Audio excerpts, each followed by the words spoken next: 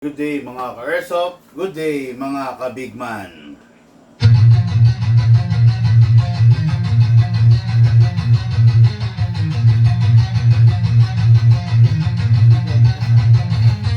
Magsatabi sa daan, huwag kang babangga. Papasok si Bigman, may dala na banda. Minsan siniraan, pero di pinansin. Toxic vibes, bro, di yan sa amin. Nagka-problema, bumangon pa rin. Laban lang ka, hindi lang saglit. Dito sa Bigman, solid ang galawan. Tunay na negosyo, hindi lang yabangan. Customer namin laging satisfied. Airsoft gear, legit certified. Service ay tunay, hindi panay boss. Kahit saan ka magpunta, kami ang host. Big man, walang katulad. Gamit ay legit, laging panalo pagsukat. Sniper o pistol, lahat ay fire. Kami ang top airsoft provider. Big man, walang katulad. Gamit ay legit, laging pa naman binibinsya. Laging may bago, laging legit.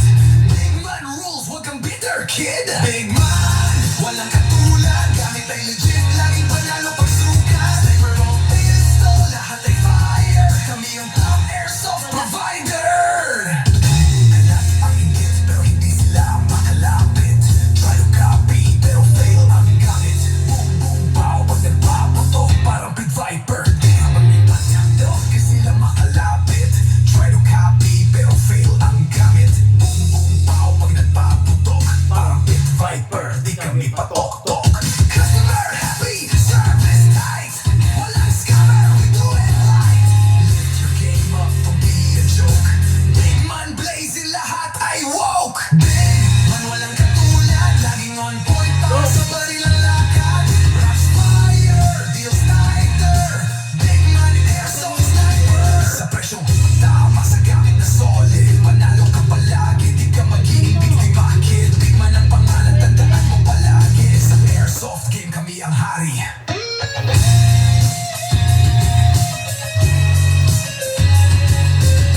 Big man, di mo kayang tapatan. Walang gaya-gaya, panalo palagi. Kaya sa Big man, siguradong real ka bossin.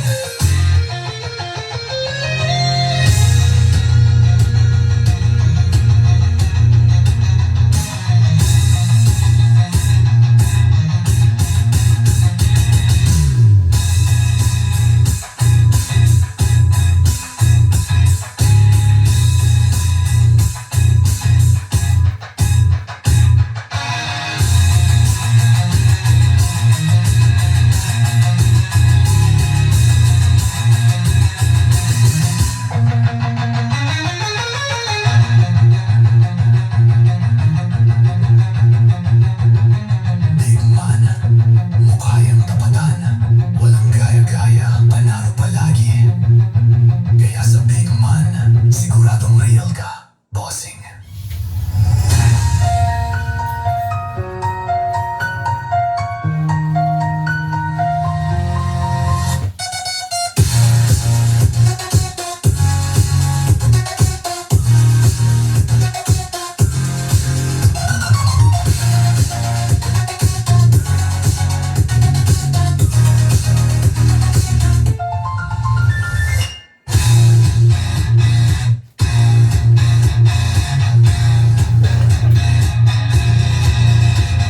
Okay, magandang hapon po sa inyo lahat. Hello mga ka-airsoft ko. Hello po sa inyo lahat. Magandang hapon. Magandang hapon sa mga ka-airsoft kong engineer, seaman, doktor, policeman, lahat ng different field. Hello po sa inyo mga bossing. Magandang hapon po.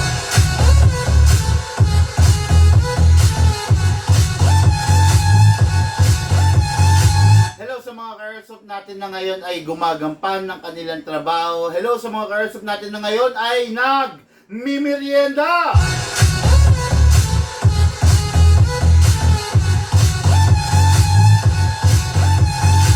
Hello po mga bossing. Sana po nasa maayos na kalagayan kayo ngayong araw ng Biyernes. Magkakasama na naman po tayo sa hapon ng review and unbox ng unit ng ating mga bossing.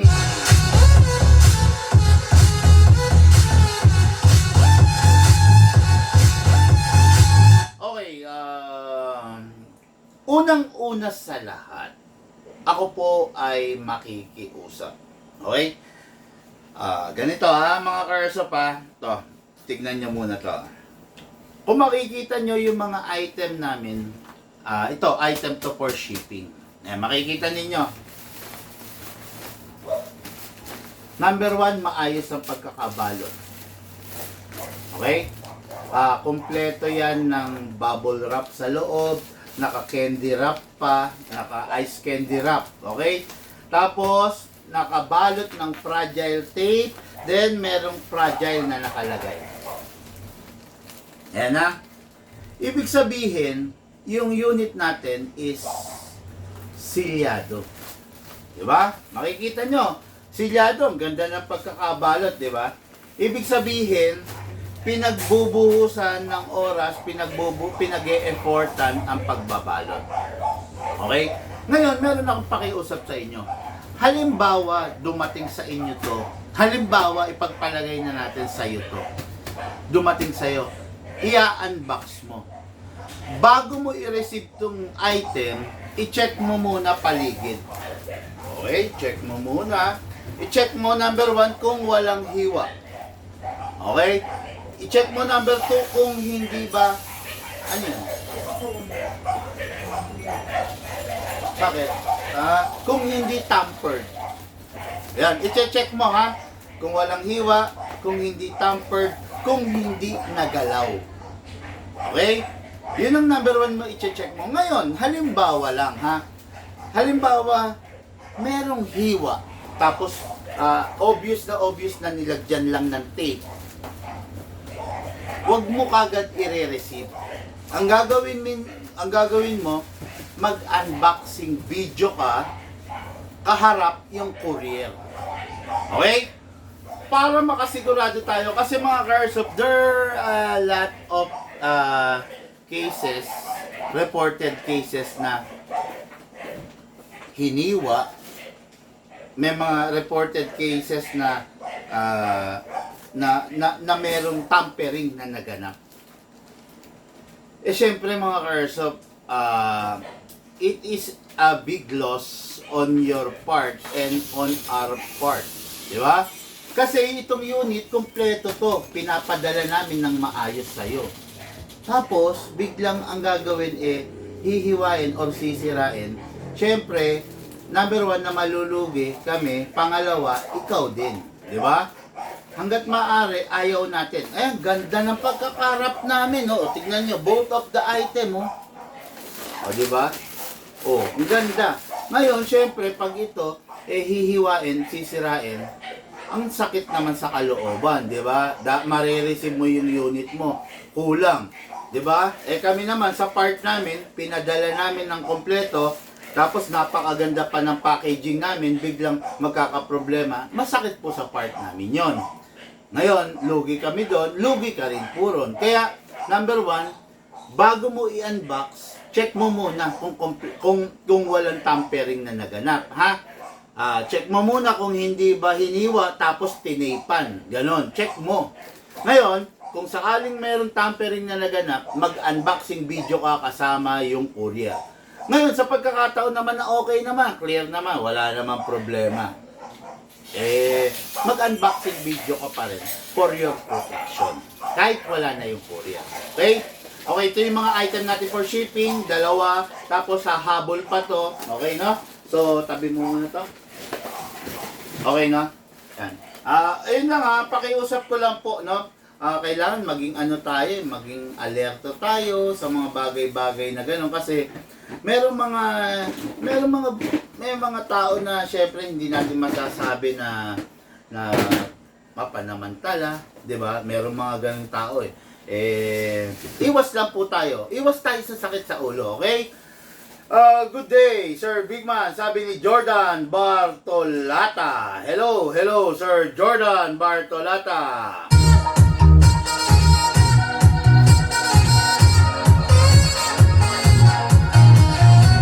Sir Jordan, kung hindi naman po napakalaking abala sa inyo, makikiusap lang po ako. Baka naman po pwede, pakishare yung ating live video for today para po kumalat tayo sa iba't ibang community, para po makilala tayo sa iba't ibang community, para malay mo meron kang meron kang friend diyan na nagbabalak or gustong bumili ng airsoft, maganda mapanood muna nila yung mga vlog natin para naman ma-guide sila kung road to responsible gaming at saka dun sa tamang paglalaro ng ating airsoft. Pa-share bossing pa-share yung ating live, no? Okay mga airsoft, number 1 na unit natin, ito, kunin muna natin, no? Number 1 unit natin is going Gabaldon, Nueva Ecija, Sir Jefferson Gamboa. Hello, bossing!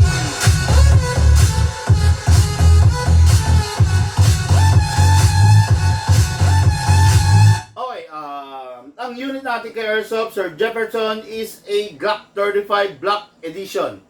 2 colors available for the Glock 35. Meron tayong silver, meron rin tayong, yan, katulad nito ngayon, black. Kunin ko lang yung silver para makita nyo, ha? Dali lang. Dali lang. Black 35, silver, okay.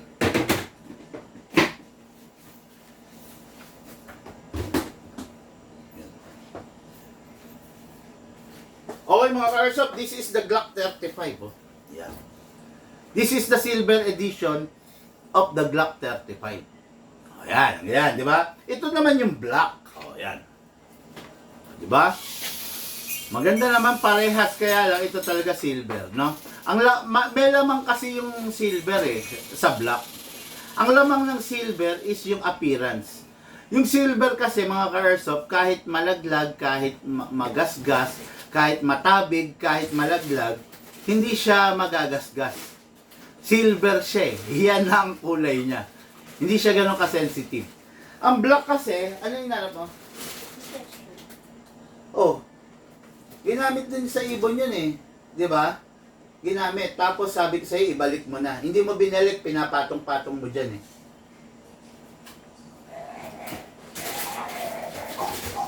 Ngapin mo yun. Pinabalik ko sa iyo yon. Ngayon nakita ko diyan nakapatong diyan, no, diyan sa ibabaw diyan. Pinatong-patong mo lang. Okay? O yan. Ngayon, ang black kasi, ang nagiging problema nito, kung mapupunta to doon sa tao na maselan, tapos eventually magkakagasgas, baka medyo hindi niya ganong magugustuhan, di ba? Pero itong ano yan? Yung cabinet ng pangin. Magkano ro? Wala pa din. Inaano? Yun. No? Kung mapupunta to doon sa mga taong maseselan, dapat maging maingat siya. Okay? Kasi black to eh. Black is elegant, gwapong-gwapo tong unit, lalo na kung walang gasgas. Pero kung magkakaroon ng gasgas, medyo masakit sa ulo to. Okay? Tandaan nyo ang unit natin, hindi naman pwedeng pinturahan to, hindi naman pwedeng sprayan, di ba? Pag halimbawa, nagkaroon ng gas na po talaga yan. Kaya, ingatan lang po natin. Yun lang naman, no? Maganda, maayos na pag-iingat lang para hindi tayo problema. Nung nakaraan kasi, nakita ko nakapatong doon sa lamesa, ipinapabalik ko na sa kanya. Doon niya lang ipinatong. Okay? So this is the unit, Black Edition of the Glock 35. Ang Glock 35 mga ka-airsoft, equipped with single fire pag nasa taas at rapid fire pag ibinaba. So dual firing mode ang Glock 35. Ang kaasawa nito, kumbaga ka-partner nito is sa Glock 34. Okay? Glock 35 dual firing mode, si Glock 34 is single firing mode lang. Walang iniwan kung Glock 18 ay dual firing mode, si Glock 17 single fire mode lang. Okay? Yan. Ito yung unit natin kay Airsoft, napakaganda, matte black color, extended. Pakita ko sa inyo yung difference sa Glock 17. Ito, Glock 35, tapos ang kapartner niya is the Glock 18. Asa ng Glock 18? Ayun. Glock 18 ito. May rapid fire din, no? Okay? Ayan, tignan nyo yung haba, yung difference. Okay? Itong Glock 35, mas mahaba, may nguso, kung tawagin. No, extended siya, may nguso. Ito kasi snub nose. Mas maiksi. Okay? So, ito na. Diretso na tayo. Glock 35, demo and test fire natin.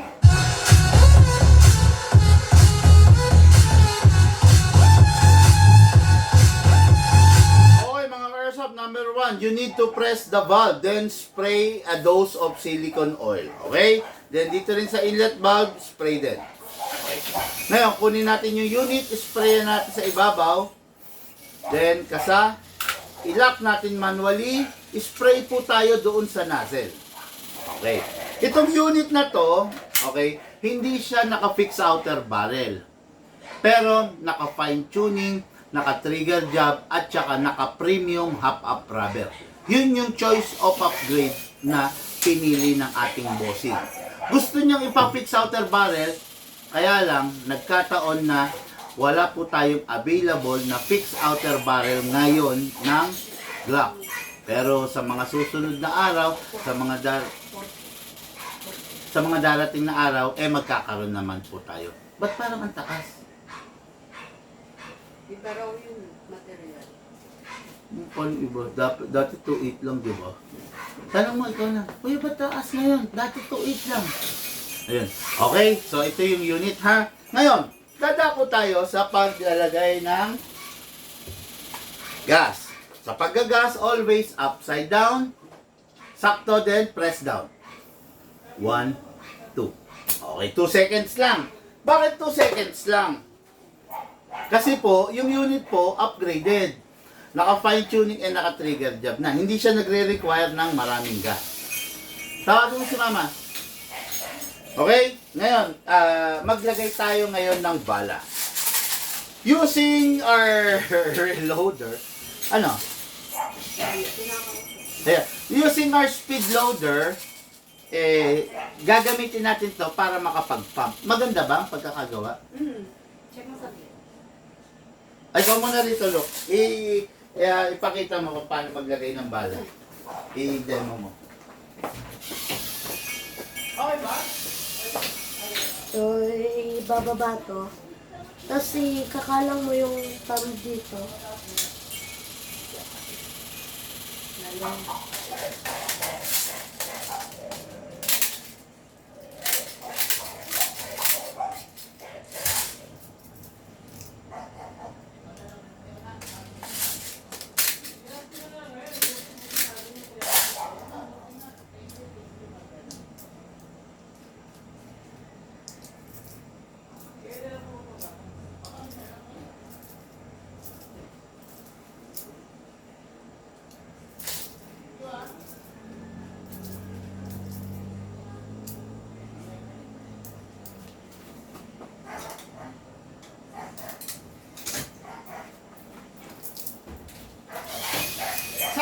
Lang, kailangan mo lang bungo.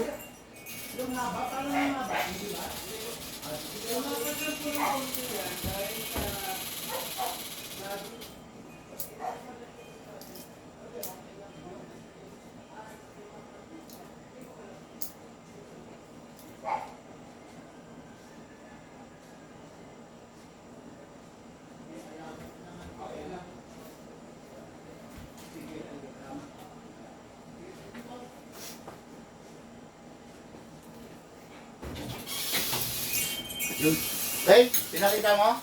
Ayan. In-explain mo. Baka naman nagtitigan lang kayo ng camera.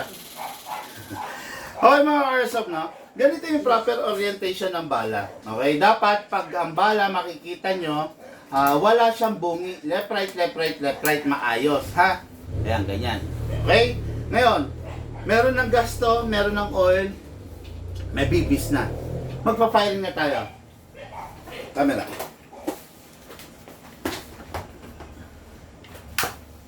Target.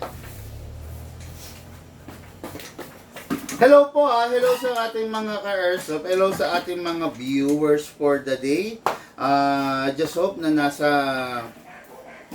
maayos at mabuti kayong kalagayan. Yun sa mga ka-airsoft natin na nagbabiyahe, nagmumotor. Ingat po kayo sa pagmumotor. Ingat po kayo sa pagbiyahe. Lagi niyong iisipin, meron kayong misis, meron kayong mga anak na nag-aantay sa inyo pa uwi. Okay? Ngayon, pasok! Mga ka-airsoft, this is the Glock 35. Pasok! Kasa, ready to fire. Okay? Always start single fire. Dapat nasa taas muna. Firing! Ngayon, pwede natin ibaba para makapag-rapid fire. Pwede rin natin ibalik sa single fire. Itataas lang natin to. Open slide. Kasi wala na siyang bala. Next thing to do, release the magazine, release the slide, then rest the hammer by pressing the trigger. Okay. Ito yung unit na ating ka-airsoft, Sir Jefferson. Saan ba ito? Nueva Ecija ito eh. Gabaldon, Nueva Ecija. Bossing, ito na po yung unit mo. Ready for packing and ready for shipping.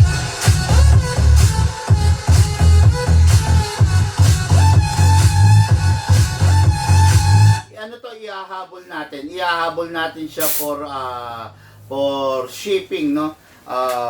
Kasi nag-aantay yung bossing natin. nag-aantay yung bossing natin eh. Kaya kailangan maihabol natin, okay?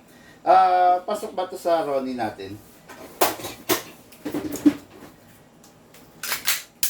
Okay, ganda ng unit to.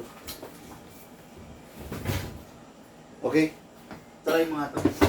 Okay, so next unit natin is regalo to. Okay, regalo ni-request ng ating, hindi naman birthday, hindi rin naman anniversary. Gusto niya lang bigyan yung mister niya ng something na mapaglilibangan na sa tuwing gagamitin niya, maaalala niya si Mrs. Okay? Mga airsoft, this is a Scion Arms. 1:1 ng tunay, okay? Para siyang yung mga Bushmaster. Number 1 na napakaganda nito, napakasarap gamitin nito. Kasya hindi. Okay? Hindi tumatama yung ano. Yan nga. Hindi siya pasok. Hindi pasok. Hindi siya pwede. Alisin mo. Hindi pala ang maganda pagkakalagay mo eh. Ayusin mo. Ayan na. Number 1 na pinakamasarap gamitin is yung mga micro CQB pagdating sa shooting range. Okay? Ayan, no? Napakaganda. Napakasarap i-maneuver niya, no? Diba? Napakasarap. Tapos lalagyan mo pa rito ng holographic scope. Ay, nako po, napakaganda. Okay? This unit is a AEG. Ang tawagin, the battery. Okay? Ngayon, pag the battery unit mo, you need to have a proper battery management. Nakakasa? Hindi tama yung pagkakalagay mo. Hindi mo maalis.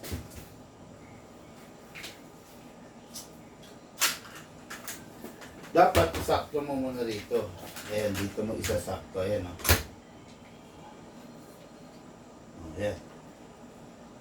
Hindi yata pwede. Hindi, tumatama yung barrel. Alisin mo. No? Ayan, dapat meron kayong proper battery management kung tawagin. Okay? Kaya ang gagawin natin, ang battery, ituturo ko sa inyo, ang battery, hindi po siya pwedeng ma-drain. Okay? Ang bibigay natin na klase ng battery is the upgraded LiPoly battery. Ang battery, mga ka-airsoft, never at hindi siya pwede ma-drain.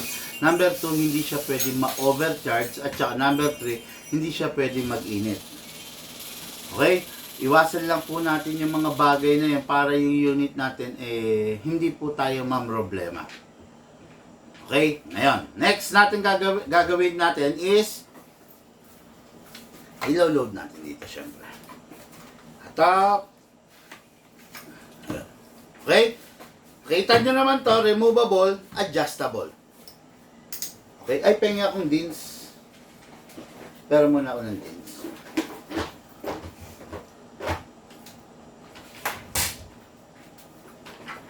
Yung ginamit kahapon, nasa na? O, hindi mo naalis. Yan.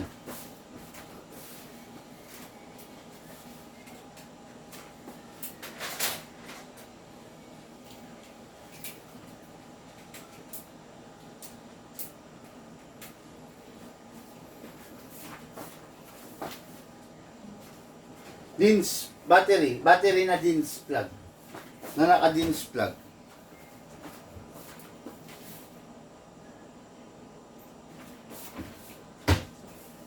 Sa'yo ko pinaano yun eh. Ha?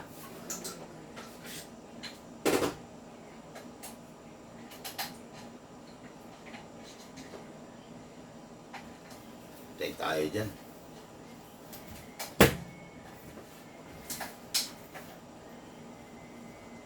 Yan. Magko-convert pa ako ng di oras nito. Asan na yan? Yung naka-DINS kahapon. Sa'yo ko pinatabi yun eh. Di ba?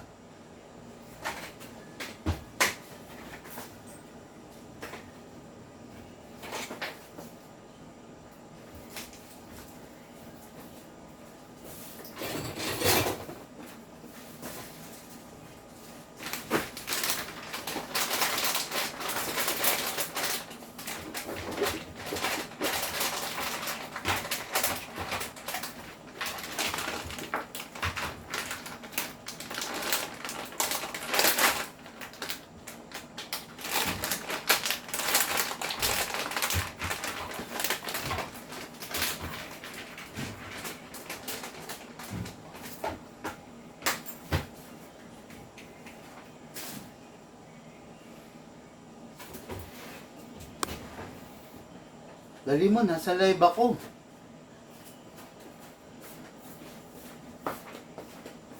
Sa ikaw ang namamahala kahapon eh. Tignan mo yung black. Oh.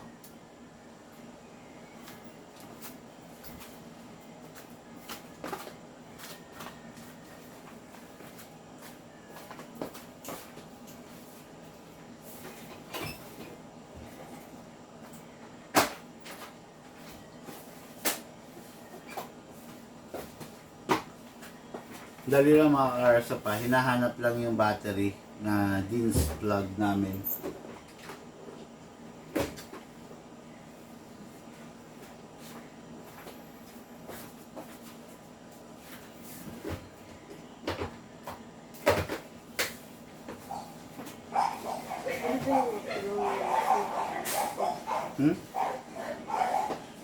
Ginamit nga kahapon yan, di ba? Okay mga Airsoft, tuloy namin itong live. Kukuha lang ako ng battery or kung magko-convert lang ako sandali. Okay?